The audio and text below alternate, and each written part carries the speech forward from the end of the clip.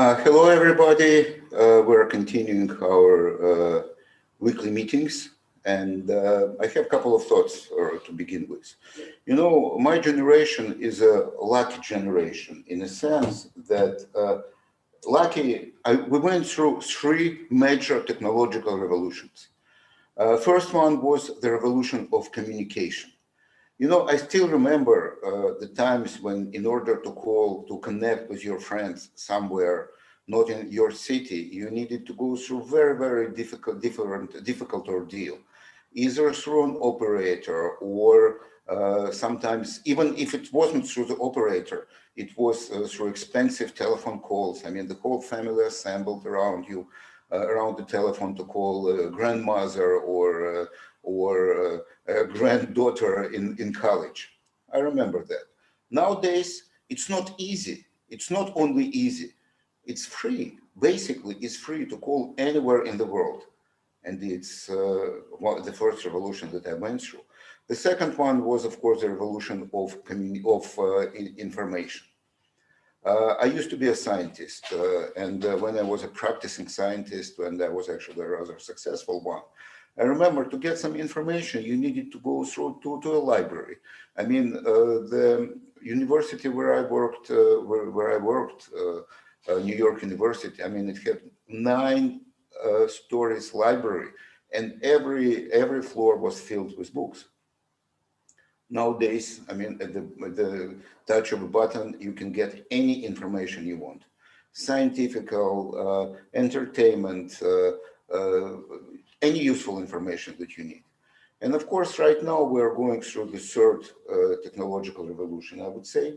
And that is, of course, the revolution of everything.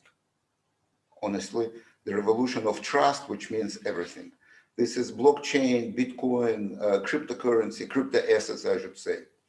And you know, one thing that is very important, you need to, this happens, to me, it happens third time in a lifetime, not just once. Let's make sure that we don't miss it. My name is Dr. Leon Rebelsky. I'm going to be your guide to a better living, if I may say so, better financial living in these very difficult times. And we're beginning. Today, we're going to talk, as usual, about the latest markets. I mean, it's getting boring because they all behave like textbook behavior. You will see it in a second.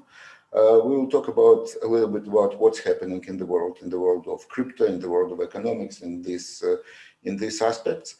And I want to touch on a very important topic. And that topic is the difference between crypto assets and Bitcoin. I will be talking about Bitcoin, gold, and fiat currency. Because very often people ask me about it. I mean, what's the difference? I mean, is Bitcoin new digital gold, or is it going to replace fiat like US dollar or euro? We'll talk about it a little bit later. Okay, I already mentioned this. Please don't miss this train. I mean, I don't know how old are you? But for many of who are listening to me, I'm sure that this is going to be once in a lifetime opportunity. Don't miss this train. Get yourself, be a member of 21 million club. Again, I mentioned it last year, I mentioned it again. And that is going to be your ticket to the better life. When we talk about markets, most of the time we're talking about Bitcoin, Ethereum, Ripple, and Litecoin. These are four assets that I trade most. I trade in different ones, but these are the ones that not going to say my favorite, but those for which my approach is working. The approach of QubitLife, I'm sorry, is working the best. As I already said, it's already getting boring. Okay, look, uprise. Correction. We are in the beginning of new correction, and I think it's already, well, no, it's still moving. I think we have a few more thousand to go down. And again, if you are long-term investor, don't do anything. If you are a trader on the basis of a daily time frame, good time, still good time, I think, now to go short.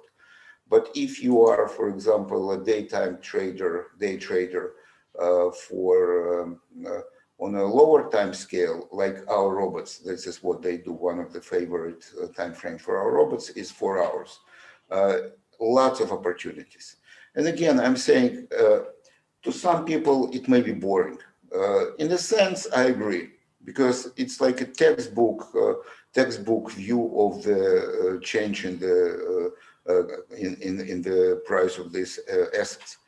Look, this is Ethereum, basically not much difference from Bitcoin.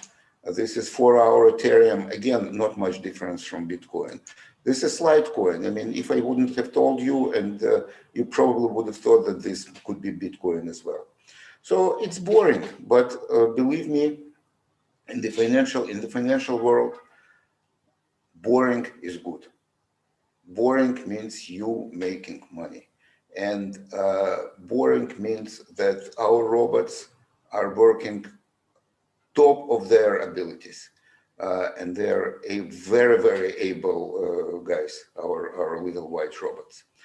4 hours, same, lots of opportunities to trade. And of course, very, very different one, Ripple. And that is, I show you this for one particular reason. Because Ripple is an asset which is not governed by technical indicators, by technical analysis. This is all based on fundamental analysis. And in this particular case, fundamental analysis, it's not what this coin could give us in the long run, how useful it is for the mankind. I'm sorry for such a encompassing word. No, but it is really for mankind, for technology. No, the latest few months of Ripple is defined by its fight with Security and Exchange Commission. And again, we'll talk about, there is a very personal development in that matter. We'll talk about it a little bit later. Okay, as always, I want to remind you about our trading robots, because if you want to trade yourself, or you want just to be sure that your wealth is growing, trading robots are the best. Our trading robots are based on quantum technologies. We have best scientists working in our analytical and trading department. So believe me, these robots will make you rich or richer. It depends where you start. If you are a millionaire, it could make you a billionaire. If you are like a regular guy or a girl, it could make you a millionaire. So it depends where you start. So robots, I'm just going through this every time I will talk about it. The main advantage is the financial security. The main advantage, beside the expertise that these robots give us, the result that these robots give us. The main advantage is, of course, the idea, the financial security. Your funds are in your wallet. This is very, very important. Very, very important. You always know where your money is, and this is it. And they're working, of course, all the time. There are two simple robots, flat and trench robots, and they come together with your account at QubitLife, or you can purchase them if you don't have an account yet. And there is a very, very sophisticated, incredibly versatile robot, smart one.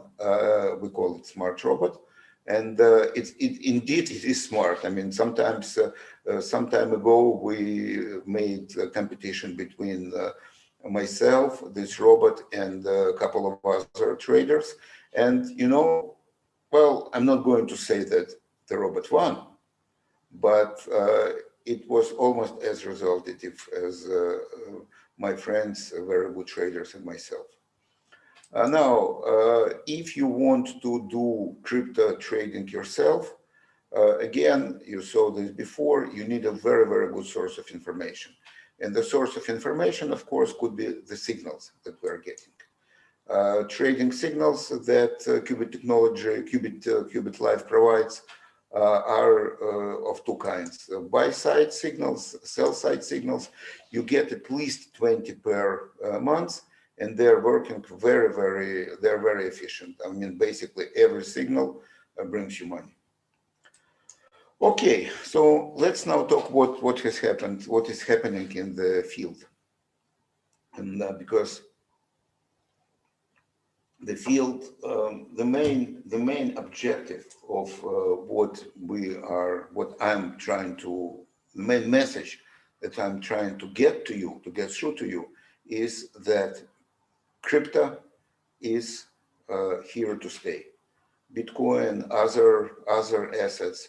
I mean, I'm sure that you know that, but not everybody agrees. Not everybody already fully understands it. And as I already showed you, there are a couple of very big, important economics guys who changed their mind. And so we're going to talk about ordinary people like yourself and myself. And I can tell you that over the past, because of this COVID-19 factor, I mean, a lot of people were locked in their houses or lost their sources of income. That, of course, gave a very big push to the involvement of most of the people, of many people in the crypto market. 50% now of 35 to 44, which is probably the most active age group of traders, they are now involved in cryptocurrencies. It changed a lot. If I remember correct, it was not more than 20% before the pandemic started. Now, as I say, it's already 50%. And about 30% now using either online banking and online or mobile banking in their houses. And that is also very important, because most of what we do happening in online. Very important issue. I mean, I skipped this slide a couple of times already. Last time, I think it was the social issues. The ideas that could be issues that could be resolved by using some of the cryptocurrencies, most notably stable coins. We talked about what stable coins are. They are usually connected either to fiat currencies or commodities, or maybe other, and they are what their name implies. They're stable. And for some markets in the world, it's very important to have access. I mean, for some markets, they give possibility of online banking, of storing your assets. Because if you, for example, if you store your assets in Tether, which is USDT, it's basically as good as to store it in US dollars. Same thing for example, those that are backed by Euro or by something else. And either for people who send money to their home or for companies who are dealing through cross borders, very important. Stable coins is probably the most important achievement that happened within last, in this cryptocurrency revolution.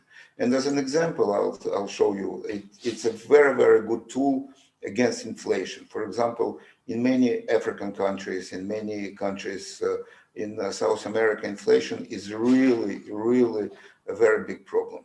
And it could reach, I don't know, 100%, I don't know, depending on which country you are. So if, and some countries do not allow you to store your assets, to store your savings in foreign currency. So USDT or other currencies, stable coins, will help you very well to do this. Not you, I hope you don't need this, but it's a very powerful tool for saving, for storing against inflation.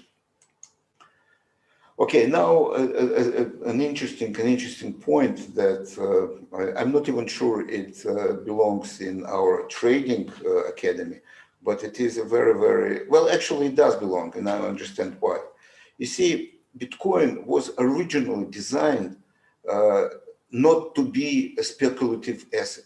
It was not to be a trading asset. It was not to be an asset to store value. It was designed in Satoshi white paper. It was designed like purely peer-to-peer version of cash transfer, electronic cash. The thing that will allow payments, online payments, to be sent directly from one party to another.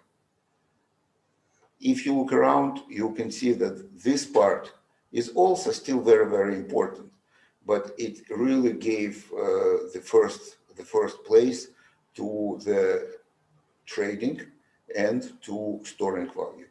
And the more this part of the Bitcoin life, Bitcoin intentions, the more it is, the less it becomes a currency.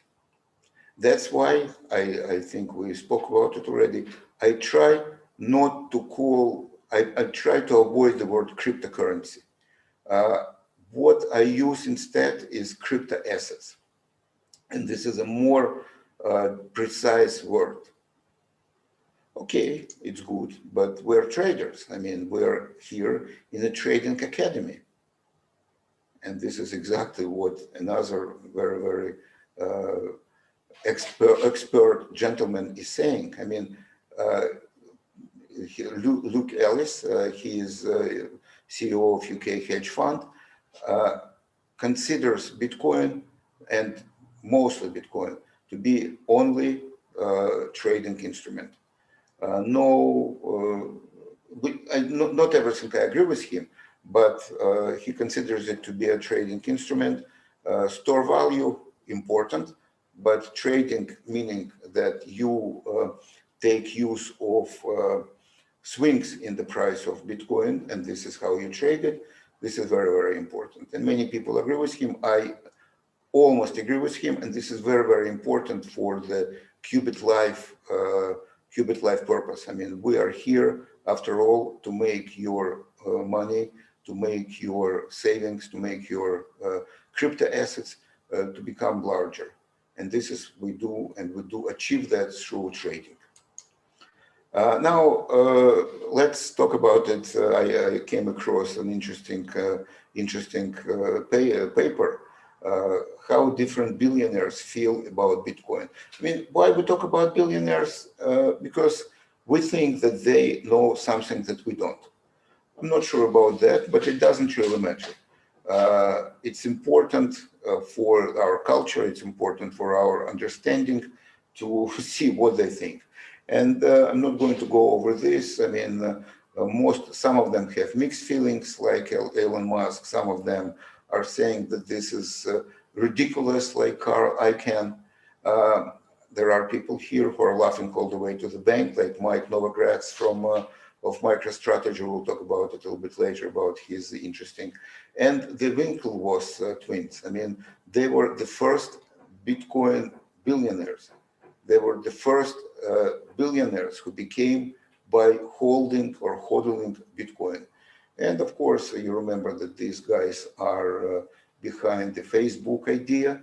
So, as I said, probably they know something. And after I saw this paper, I came across another interesting information. This is not going to show, I'm not sure I'm going to pronounce his name correct.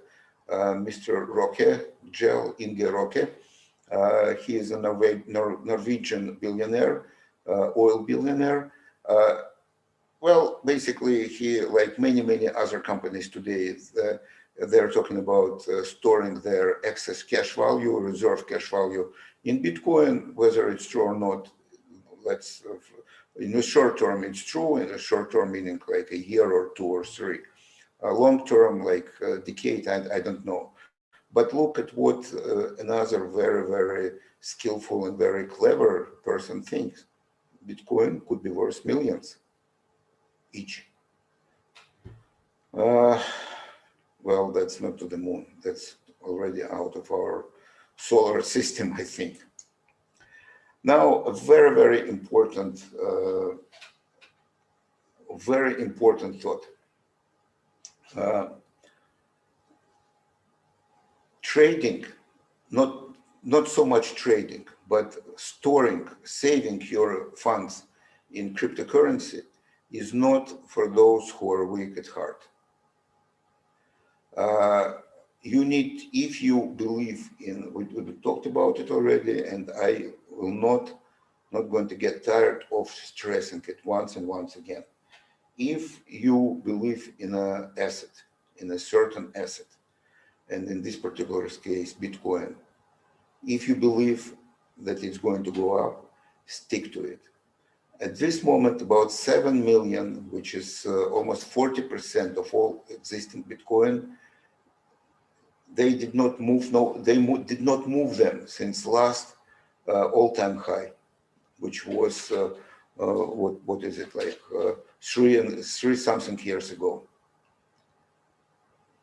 And 55% of people who hold Bitcoin did not do anything to their stash, to their crypto stash, since market bottom.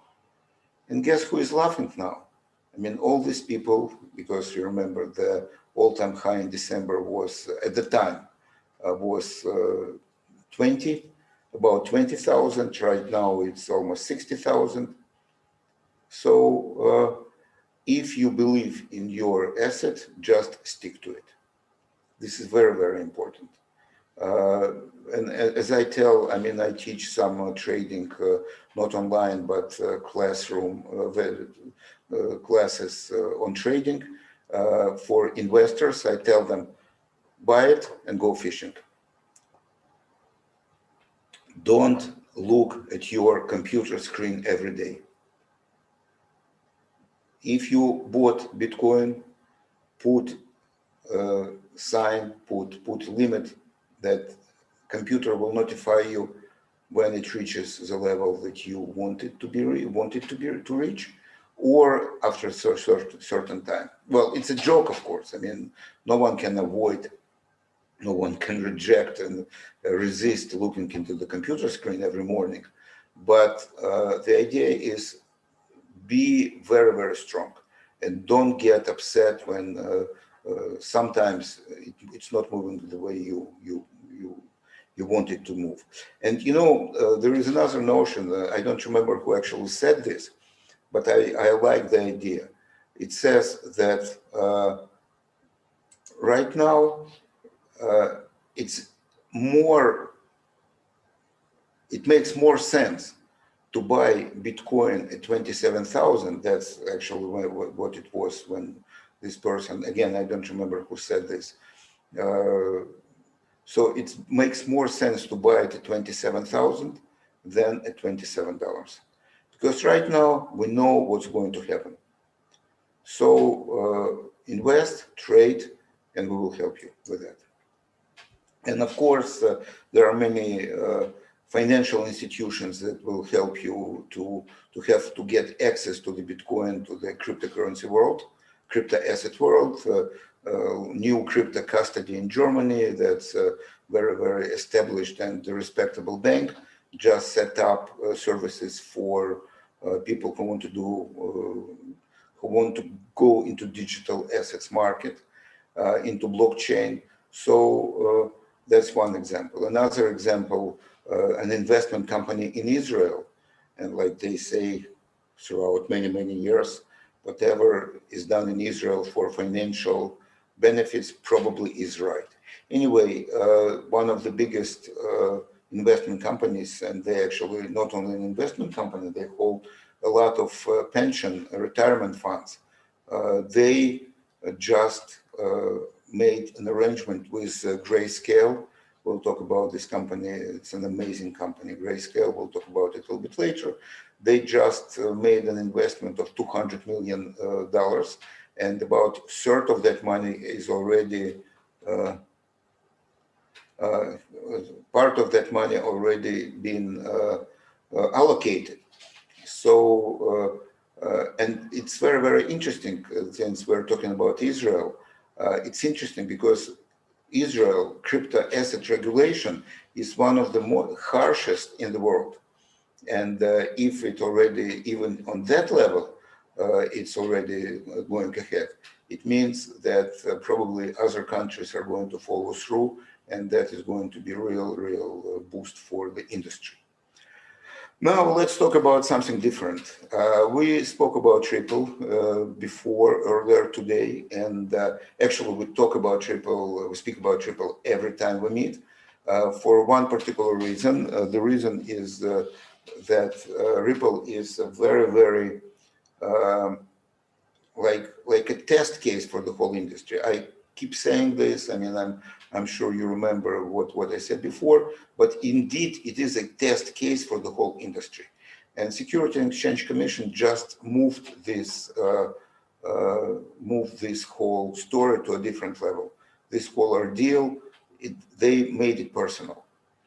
I don't think that this is right. I mean, and many people don't think that it's right. They went after the personal finances, personal financial information of two Ripple co-founders, Christian Larsen and Bradley Garlinghouse. They're fighting it, of course, but this is not a good sign. It means the governments will do anything which is in their power to achieve what they want. And what they want to take this whole industry under their control. And let's hope and let's watch what's happening, and let's hope that this is not going to happen. Okay, since we started talking about altcoins, and Ripple is one of the altcoins, remember altcoin is everything that is not Bitcoin. So we started talking about it. Let's talk about something interesting. I think I told you about this last time, but I want to emphasize it again because this is really one of the major developments of the last, I don't know how long, maybe since Bitcoin appeared.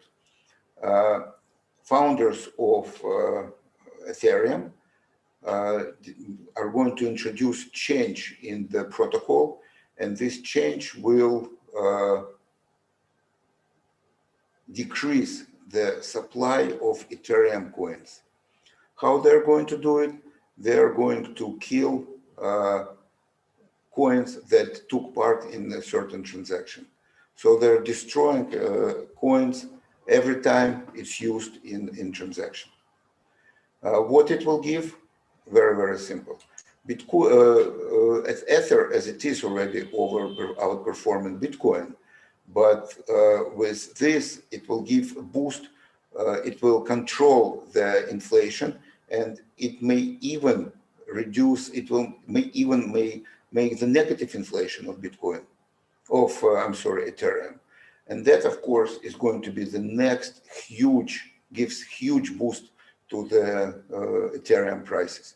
If nothing changes, what could change? Not everybody likes them. Not everybody likes this idea.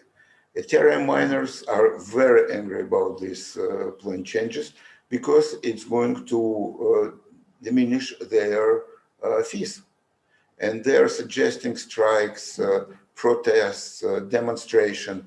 I don't know what else they can do, but this is also a thing to watch and see what happens.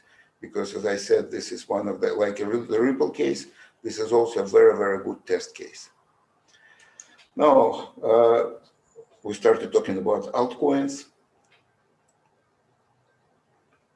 Many of these altcoins already outperforming. The young guys are at the door. The new generation is at the door.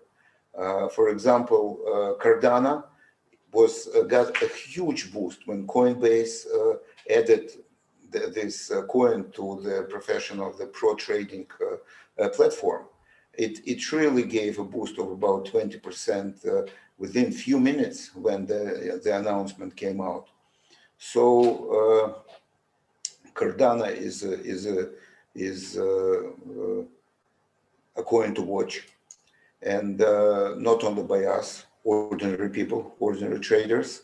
Mr. Mike Novogratz, who is one of the major whales and major proponents of crypto industry, his company, MicroStrategy, I think they hold about 6 or 7 billion worth of Bitcoin right now, considering that the average price that they bought them at was about $25 or $30,000.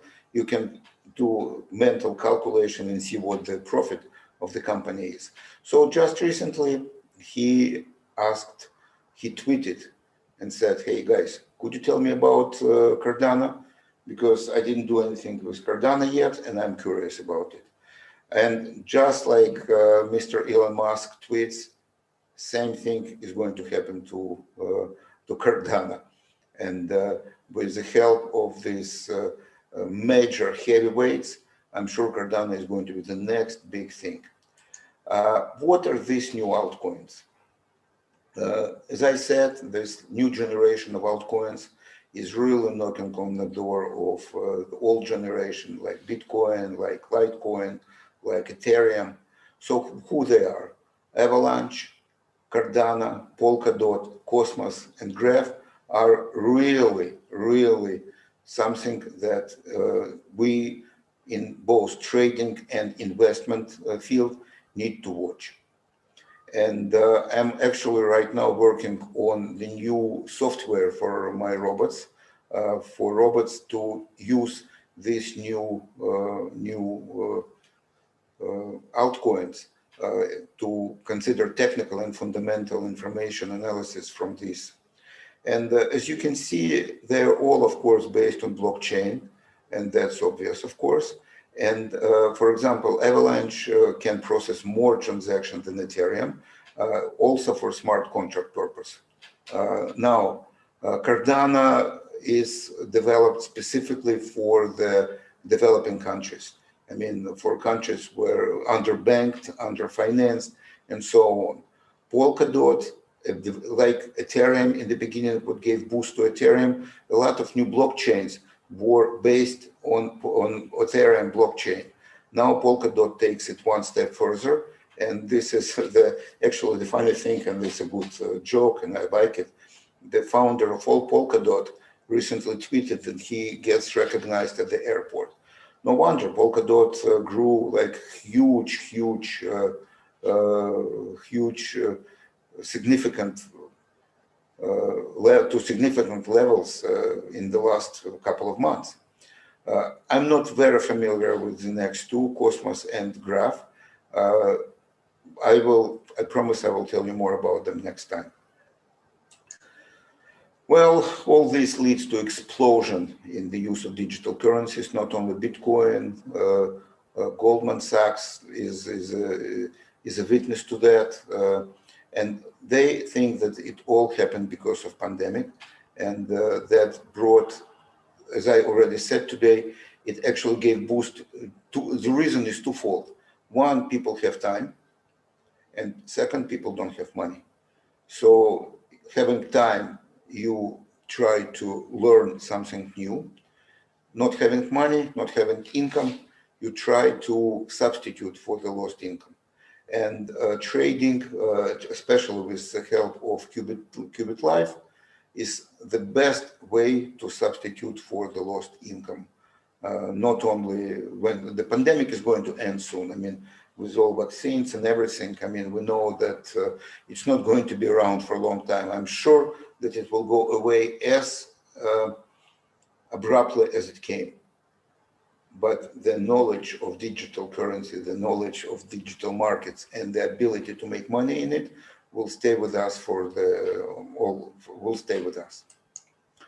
And one of the examples of that, one of the, not examples, sort of proofs of that is the billboard that appeared in Denmark. Not in Denmark. The Dutch Libertarian Party recently made a billboard saying Bitcoin is the future.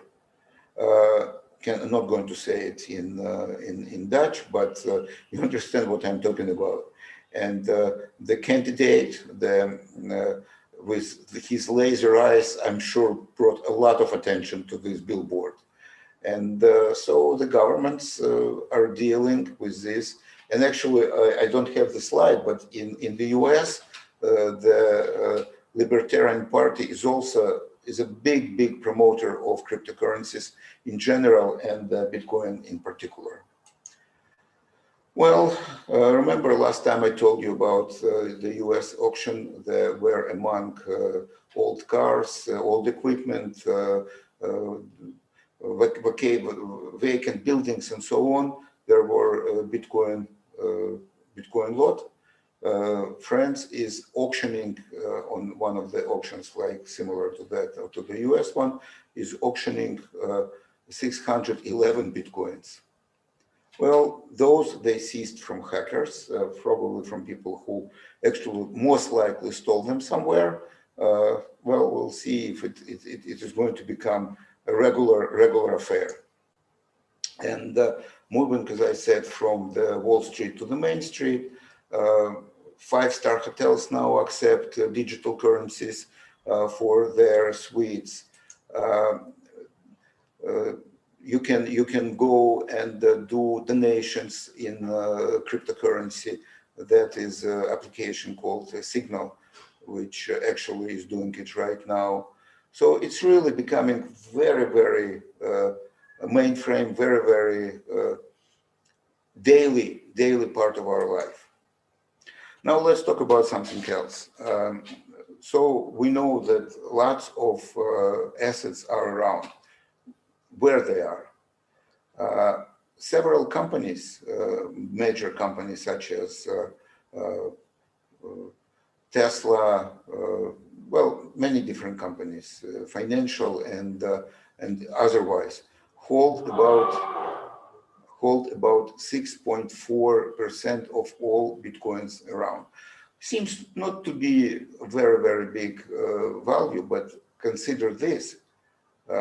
Just all this came within probably last half a year or so, not more than that, because prior to that, Bitcoin was mainly personal affair of people who are sitting in front of their computers and doing things. Right now, Bitcoin, corporate stash of Bitcoin worth more than 65 billions.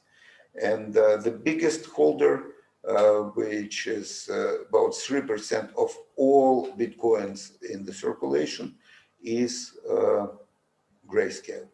Amazing company. I recently interacted with them, and they really amazed me with their vision. I mean, what they had in the beginning of this whole thing, they had this vision, understanding of what is going to happen. And actually, it turned out that they were right. I want to show you a funny, I mean, it's an interesting, to me it's interesting. It shows their attitude. These are two tweets that they did on December 15 and then on December 29. The first one said they hold about 13 billion in crypto assets. The next one said that, which was on the 2 weeks later, it was already 19 billions. It shows how serious they are about Bitcoins on one side, from one point of view. And second, remember that between December 15 and December 29, there was a huge rise in the what Bitcoin is worth, in the price of Bitcoin, and this also reflected in the change of the assets. Probably they just bragged about it. I mean, so they made like 6 billion more in crypto over 2 weeks. And they just recently introduced 5 new investment products. These are different kinds of products. By now they have about 14 of those as now, and they have the overall investment in under the management is 42.9 billions right now. Huge number. That is of the like March 16, as of March 16, which was a couple of days ago. One interesting thing that I want to bring your attention to. We know that big movement, large movements in the market usually are followed by the change in price. Not always. Grayscale just added recently about 174,000 of Litecoins, and that about 248 millions they added to the stash of altcoins that they have. And actually, it didn't have any reflection in the market. So why? In my opinion, if I, and I will try to tell you my opinion, I will tell you it's because Litecoin is not Bitcoin. And all these altcoins, unless something fundamental is happening, are simply following Bitcoin. And the purchase of 174,000 Litecoin did not have any effect on Bitcoin, and that means it did not have much effect on Litecoin as well. So unless something serious happens to Litecoin, like this story with Ripple, it's going to simply follow the Bitcoin chart. Well, I talked about 21 million Bitcoin club. Again, don't want to spend much time on that. You are the member of this club if you have one Bitcoin. And believe me, this is the chance of a lifetime to have one Bitcoin or more if you can afford. So please join the club.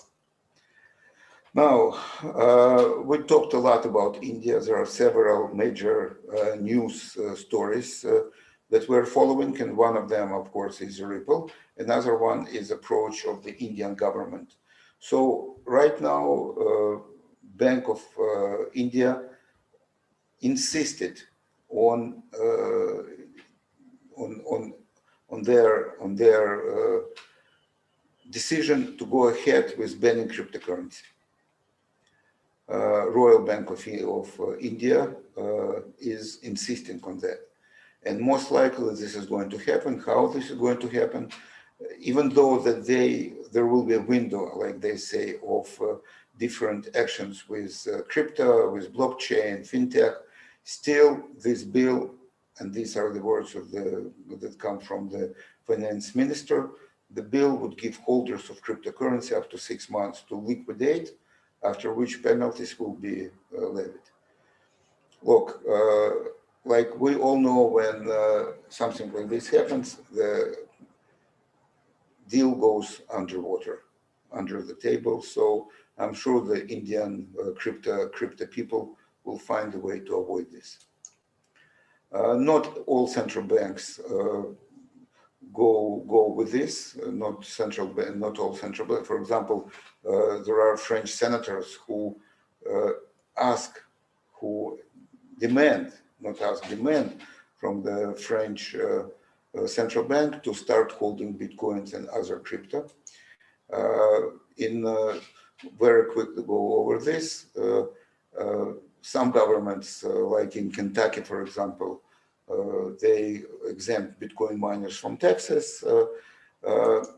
Crypto capital gains, again, I plan to talk about it today, unfortunately, like I did last time, but unfortunately, I don't think I have much time left. And there are a couple of things that I want to talk about, but like a little spoiler, next time we will definitely talk about 6 ways to avoid capital gains tax on your Bitcoin transaction. And that, I'm sure, is very, very important for many of you, since Bitcoin is going under very, very thorough radar of different government agencies in every country that I know. Now, a funny thing, not a funny, but to me it's interesting. Right now, a company in a place which is almost like a mem place, Siberian data center. They by now have equipment. They've installed a new operation, which right now is responsible for as much as 2% of global Bitcoin mining. This is huge. The reason for that is twofold. I mean, the cheap electricity, of course, and of course, cold. And that is, as you know, very, very important because mining Bitcoin or any other crypto produces a lot of, is very, very is very produces a lot of heat. I'm sorry, I have some messages here which I hear later. Anyway, so city of Bratsk, which I'm sure many of you don't even know where it is. I never been there myself. Now is responsible, the company there is responsible for 2% of global Bitcoin mining. This is something. And at the same time, also from Siberia, from huge corporate actions to small kitchen-size actions, there is a group of Siberia pensioners, ladies, and I'm sure there are not only ladies there, who set up their Bitcoin mining using regular computers, probably with special, of course, cards, but regular computers, the network of computers from their kitchens, from their homes, from their living rooms. And it's a good add to the pension, to the retirement that they're getting from the company. So it shows us that even grandmothers are getting on this action. This is a BBC picture, by the way, from the BBC report some time ago. Even grandmothers are on it. It means it's here already. Now the major topic of today, something that is really important. Important for today. Crypto versus fiat and crypto versus gold. Here you saw this slide before already. These are the advantages and disadvantages of crypto as opposed to regular fiat currencies. Advantages are very simple and they are very, very obvious. Distribution of control, permanent record, high level of privacy, transparency. On the negative side, high volatility, scarce asset, and of course, very, very important, the appeal of new technology. But I tried to put to assemble all information together. And this is again, I want to say something. This is my personal opinion. It's not backed by any special authorities, but you can use it in order to make up your own opinion and your own attitude toward this field. So several aspects, properties of different kinds of money. And here we're talking about gold, crypto, Bitcoin, not crypto, Bitcoin and regular assets. So the history. Of course, the gold is the longest mean of payment in right now.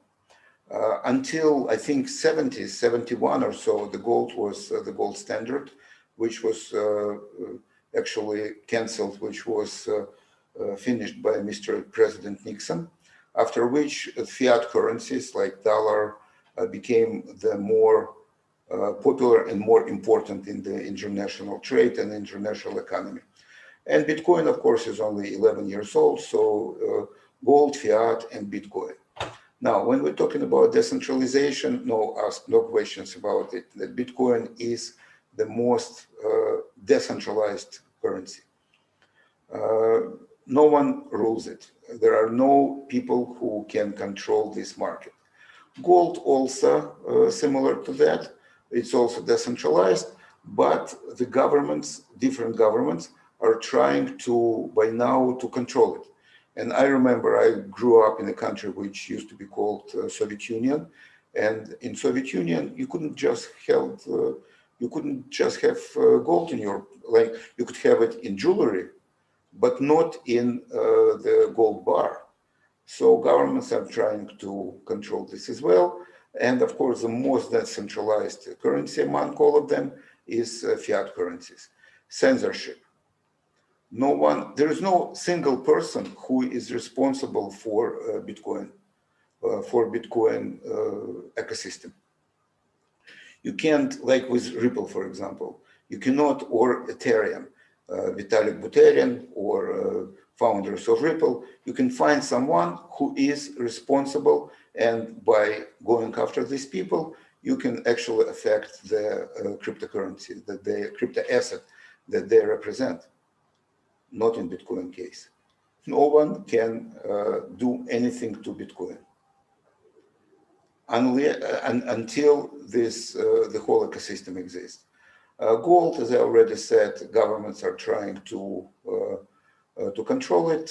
Fiat is the easiest among those to censor, because government can seize your assets, bank can stop your payments, so it's obvious. Scarcity, Bitcoin 21 million, gold, the level of supply, the level of reserve which is estimated is known, so there will be no more Bitcoin and there will be no more gold after it all mined. And fiat, governments can print as many of those as you want, as they, not you. I wish it would be the case, as they want. Now, divisibility, Bitcoin up to 8, I think, Satoshi is 8 decimal point. Gold, you can take a piece of it, but it's not very convenient to pay at a supermarket with a piece of gold. And fiat, of course, it only goes to the 2nd decimal point. Fungibility, which means replacement. Of course, Bitcoin is something that has no signature on it, but by the means of blockchain, you can always trace it. Every Bitcoin that exists, you can trace it back to its origin. Gold, you cannot. And fiat, of course, also you can trace, you know, who made those. Portability, there is nothing to talk about here. Bitcoin, you can have your flash card. Fiat, you will have to have probably a suitcase of money to have to have some significant amount. And gold is most difficult to carry. Durability, you know, security. I mean security. You know, I'm sure you've heard a lot of stories about Bitcoin being hacked or something like this. No, it's not. I mean, Bitcoin has never been hacked. The exchanges where Bitcoin was stored were hacked, but not Bitcoin. So Bitcoin is the most secure asset of them all. Gold and fiat, look, gold could be diluted by copper or some other metals. Fiat could be counterfeited. So basically, Bitcoin again here is a winner. Durability, verifiability, I mean, all this more or less clear. So in my personal opinion, Bitcoin is a name of the game for the foreseen future, because it beats all other currencies on most of the in most of the categories. But again, I want to stress, this is my personal opinion. You can take it, you can use it, or I want you to come to your own opinion on that as well.